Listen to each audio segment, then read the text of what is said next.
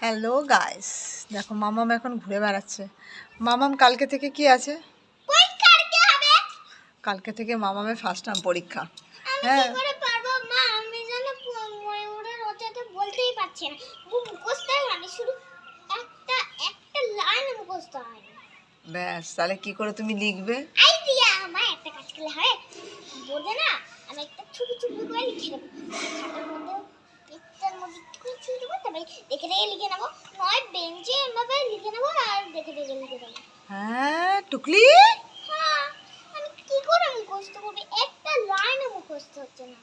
এক লাইন যদি মুখস্থ হতো তাও হতো। ব্যাস হলো। তাহলে এরকম করলে তো ম্যাম তোমাকে দেখতে পায় আর তুমি এই বাজে বুদ্ধিগুলো শিখছো। হ্যাঁ, তোমাকে দেবে।